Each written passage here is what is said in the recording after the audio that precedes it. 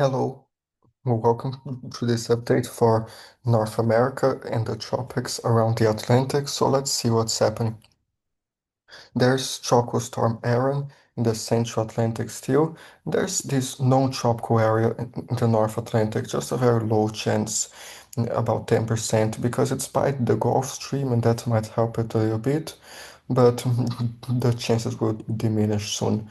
There's this other area that I've been watching as well, around the Bay of Campeche and Belize and the northwestern Caribbean. So, shock wave over the northwestern Caribbean is producing disorganized showers, thunderstorms this morning. The storm is forecast to move west-northwestward across the Yucatan Peninsula later today. No significant increase in organization, but some development is possible after it emerges across the southwestern Gulf beginning on Thursday, while the system moves west-northwest or 10 to 50 miles per hour. So about some 10% chance, but nothing that crazy. Just a heavy rainmaker for Belize and the Yucatan, so be careful across those areas.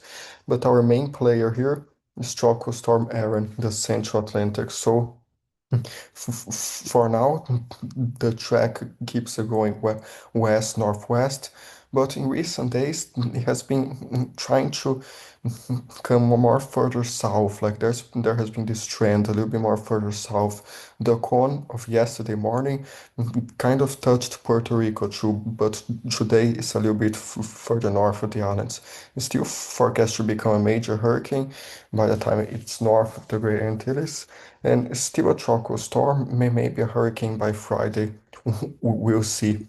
So there's the key messages. Aaron could move close enough to the northern Leeward Islands, the Virgin Islands, Puerto Rico over the weekend to produce some impacts on those islands. However, the magnitude of those impacts is still not known. Any interest there should continue to monitor the progress of the storm. There's even greater uncertainty what impacts might occur partially the Greater Antilles, the Bahamas, East Coast of the United States, and Bermuda next week as we approach the climatological peak of the hurricane season. This is an opportune time to ensure your preparedness plans are in place. So be careful in those areas, just keep monitoring it. And here's the key messages in Spanish. You can pause the video to read if you want, and please do if you don't speak English. So here there's a tropical storm force winds probabilities, and there's actually like the northern Virgin Islands, spots on Antigua and Barbuda, and the northern Leeward Islands. It's actually all the way to a 30% chance of tropical storm force winds, spots of there. Most of Puerto Rico is under a 10 to 20% chance.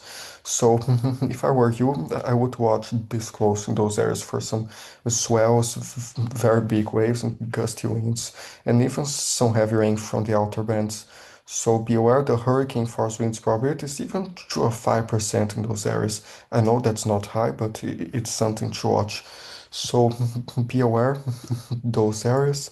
There's the experimental cone, but it's basically the same as the real one. So please be watching if you are there. And there's the Eastern Pacific still, the remnants of AirNet far north in the Pacific, but it's rapidly weakening soon. So let's see, just you will curve north. Now there's the European ensembles. They do have Choco Storm Erin there, going further west. This goes and later by like 180 hours. All of the members are north of the Lesser Antilles. There are no members making landfall. Just this pink one, very close. That's like this one is very intense in the strength as well. But most of the members just curve north. And as you can see, Bermuda's right in the middle of this mess. So Bermuda's about right here, right in the middle. So if I were you, I would watch this system very closely. Even the Bahamas and the East Coast, but especially in Bermuda, I would watch this closely. And you can see in the Gulf is a very low chance, just like some 5 or 6 members showing less than tropical depression strength. So a very low chance there, and some random members in the Caribbean of those tropical waves. So we'll keep watching by 240 hours. Already shows this will eventually curve north. And most of the members are from orange to pink. Orange is like category 1, 2, and pink is category 5. So these members are quite strong there. So will be watching this max wingas. This is not category, this is max wingas. But just by seeing like pink, you can imagine that's a major hurricane, like category 4 or even more in those colors. So we'll keep watching those areas. Bermuda is about right here. Most of the tracks are west of Bermuda, but there's a lot of members passing over you as well. So we'll keep watching those areas, but for now, don't worry too much. Just make some possible plans in case this heads towards you in Bermuda. And there's some members coming after Aaron, like there's one around here and some possible shock waves later. So still some possible systems after Aaron with these shock waves. The GFS, a similar thing, passes closer to Bermuda than the east coast of the US, but better just watch it if you are on the east coast as well. And then it curves out into the Atlantic. And most members pass north of the Lesser Antilles, but better watch it, especially if you are there.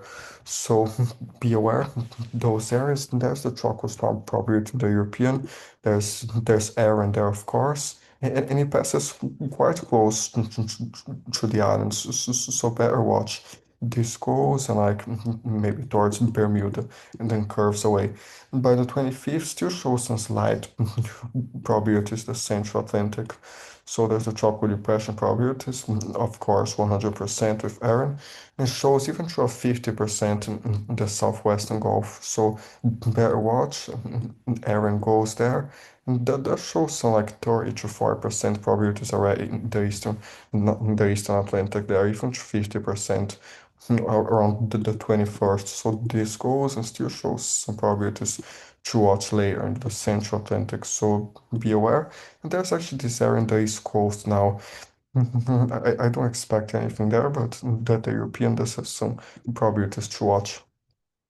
So be aware, those areas today and yesterday, Erin has been quite struggling and this is somewhat disorganized because a lot of dust. It's in the middle of a lot of stable dry air. So, but when it gets out of this dust, it might recover into a hurricane. So there's some models here. Practically all of them pass north of the Caribbean, but still close enough for some impact. So be aware, but most of the models are still going north.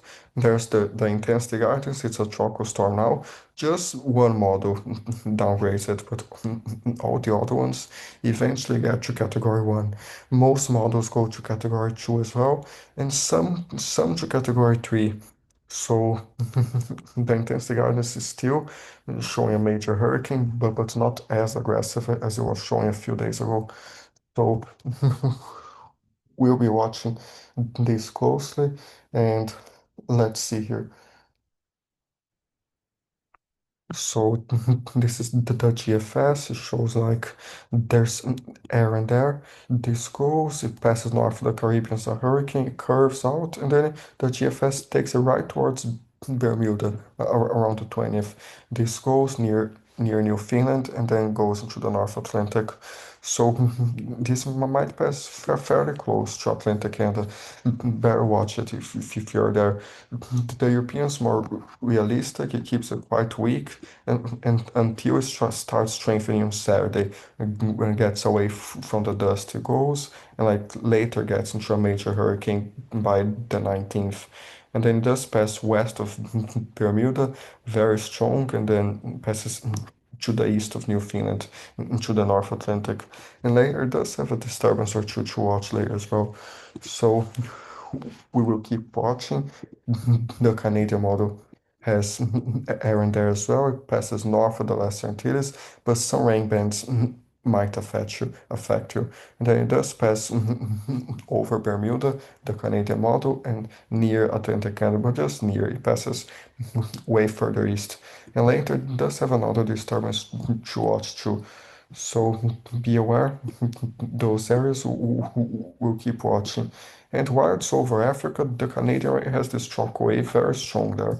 So possibly something to watch still, those areas. So please be aware.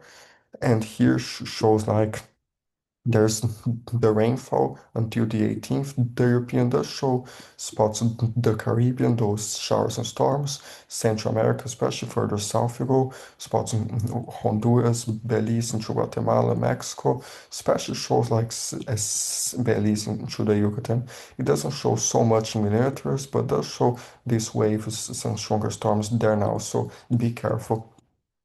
And then shows more storms over western Mexico from the monsoon, spots like central to northern Mexico, even to Arizona and New Mexico, a few storms. So, especially western Mexico, some afternoon storms in Cuba, especially like a shower or two in Jamaica, a few storms, and spots in the Dominican Republic as well. Depending on how close this hurricane passes, it might be heavier or less heavy in the Caribbean, but already show like even to 70 millimeters the northern Virgin Islands. For Puerto Rico, not too much, but shows us some storms and already show like to 60 to 70 in the Virgin Islands, northern Caribbean, especially like northern Lesser Antilles, Antigua and Barbuda to 51. So these areas are showing substantial rainfall. So be careful in those areas and some regular showers and storms further south there in Central Caribbean. So be careful in those areas, and it's worth mentioning Africa as well, because over the next 5 days, these tropical waves might cause some flooding over Western Africa, even to like 200 meters in Guinea, spots in Sierra Leone, Senegal, even southern Cabo Verde, and spots central Nigeria into Benin. So be careful with flooding spots central to Western Africa. So stay safe, and we'll keep monitoring this system terms of severe weather, there's the slight risk spots of Nebraska into South Dakota today, a few spots there, there into Montana with Wyoming, a marginal risk, and also in the northeast. So there's a small tornado threat in Nebraska into South Dakota. Be careful. There's wind 15.5% and some hail in the plains as well. So the evolution of organized coastal storms accompanied by strong to severe wind gusts appears probable across parts of the Central Plains this evening and overnight. Scattered thunderstorms across mid-Atlantic and northeast may produce sporadic damaging winds this afternoon. So be careful in those areas. Still tomorrow's light risk into spots in Minnesota, North Dakota, South Dakota, and this marginal risk. And this will affect Canada as well. So still some large, very large hail. Winds, some damaging wind, especially to Minnesota, South North Dakota, and a 2% tornado threat. So stay safe. Severe thunderstorms producing hail, damaging winds, possibly mainly eastern North Dakota into Minnesota, Thursday afternoon and evening. And isolated severe storms may occur spots South Dakota into eastern and western Nebraska. So be careful those areas. And here's basically what's happening because that shortwave trough moving eastward across the northern plains and the primary upper low well north into Canada. In the southern periphery, this wave will move across North Dakota, North Minnesota, late day and overnight with minimal cooling aloft, increasing mid to upper level winds 40 to 50 knots. And at the surface, the trough will extend from central North Dakota into west and South Dakota during the late afternoon, where the surface low will exist within the warm plume and southeast winds will bring moisture northward ahead of the front, with moderate instability forecast factor shear 40 to 50 knots will develop late as the upper wave approaches low level jet, increasing to 30 to 40 knots. So be careful to those areas. Some large hail damaging winds because some steep lapse rates, strong instability will also yield that hail threat. So stay safe in those areas. For Thursday tomorrow, still a marginal for Friday for a few storms. At least some isolated severe storms might occur in parts of northern plains on Friday. So be aware. And the rest is calm for now, but still some critical fire danger and dry thunderstorms over a big area from California to Montana. Some dry thunderstorms and fire danger and critical across spots of Idaho. So stay safe. Day 348, still some dry thunderstorms from Nevada to Colorado and still some elevated fire threat. So be careful. That showed the significant tornado parameter this afternoon and evening. It's not showing much, it's just showing around the evening, around 23 Z, a spot or two in South Dakota, but the verse not really showing that much, but like 1 Z in the evening does increase slightly, like Central South Dakota, but 1.1, but that's still very little. But in Canada, it's actually showing to 2.4 in Saskatchewan, so be aware in those areas, you never know. And here does show for like Thursday evening, shows here further north in the plains. It's not showing too much, but already shows a few spots there. So stay safe. There's the lapse rates in those areas already to 8 degrees or more. So be aware. And some Cape already. So here like most unstable Cape by Thursday evenings, even showing to 4,000, 3,000 joules per Grudem. So there'll be a lot of instability. So be careful and have ways to receive warnings there. Still some flooding possible. Some excessive rainfall spots in the Appalachians, the eastern US, and a few spots in the plains and southwest. Day 2, still those similar areas, day 3, and until day 5, like basically southwest, northern Midwest, and the southeast, those areas. So stay safe. Day 1 through 7, still showing a lot potential in the Midwest with some fronts in the Pacific Northwest, and also those scattered storms, the southeast, especially those summer storms in Florida, in the afternoon, and spots of the southwest near Arizona, New Mexico, from the monsoon there in Mexico. So be aware and still stay safe from some heats. Not as extreme now, but still some major heat risk in the northeast, even the southeast, spots of the west Thursday, Friday, especially Florida, Georgia, spots of the plains as well. Does grow into the plains Midwest Saturday and Sunday, some major to extreme heat risk. So be careful in those areas and stay safe. Just recapping on some temperatures here in the European, they're still quite below average spots in Alaska and northern Canada, but does show in the afternoon. They do pick up a lot northern Mexico into the northern US. Very hot, especially northern Mexico. So stay safe in the US, even to like 102 in Texas, 110 there in the southwest. So stay safe, even to like 91 in Maine. So stay safe in the plains, spots of southern Canada, south of that trough, and spots in Atlantic Canada. So stay safe. Wednesday, Thursday does pick up more spots the central plains, close to 100 spots in the southwest. So this is already Friday into Saturday. The heat continues the southwest, but slightly better. Spots in the plains does grow into the Midwest, some 90s, and more spots Saturday, Sunday, and still very hot, especially the southwest, the plain spots in the Midwest as well. A few sections of southern Canada. So stay safe in those areas. And now is Wednesday. It does show like this big, enormous front across eastern Canada from that deep trough, a few spots in Quebec, and then the front goes all the way to mid-Atlantic in the US. And then this goes with a few storms, and that the other trough spots central Canada, causing the severe storms today and tomorrow, especially Thursday there. So be aware in those other fronts in Pacific Canada, in the Pacific Northwest, more rain and a few storms. This is already by Sunday, still a few storms possible. So stay safe in those areas. Be aware, still some snow there, northernmost Canada, and a tiny finger or two in the Rockies, but very little. The Europeans even showing a finger or two in British Columbia, in the mountains in Canada, northern Alaska, and those areas. So be aware, the mountains in Alaska, and yeah,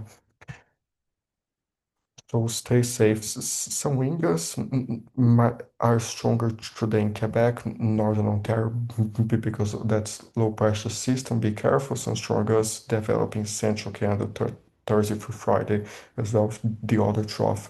So stay safe. Some occasions strong gusts, and yeah, and later into Sunday across northeastern Canada again. So be aware in those areas. We'll we'll keep watching True. So here for the storms, this is Wednesday through Thursday today. They do have a high probability of strong to severe storms in Area C. And Area C, as you can see down here, even shows a small tornado threat, some 3 to 6 centimeter hail, some damaging winds, even to 120 km per gust locally. So be careful in Area B and A, some strong storms as well. Day 2 is already showing. Let's see if it updates here. I don't think they have day 2 yet, but I expect another moderate to high area across southern Manitoba. So be aware tomorrow in Ontario, a few storms, especially further southern Ontario. This is Tuesday through Wednesday, so day 2 still show like southern Ontario storm or two, but nothing too crazy. And Quebec still nothing that important, but there's a storm or two as of that cold front. So stay safe in those areas and just seeing if this is some rainfall accumulation, not to miss out anything. So be careful these storms in terms of heavy rain, especially those fronts in Atlantic in Pacific Canada and spots in the Midwest in the US is even showing to like some 5 inches in the European next 5 days, spots Central Canada too. So stay safe.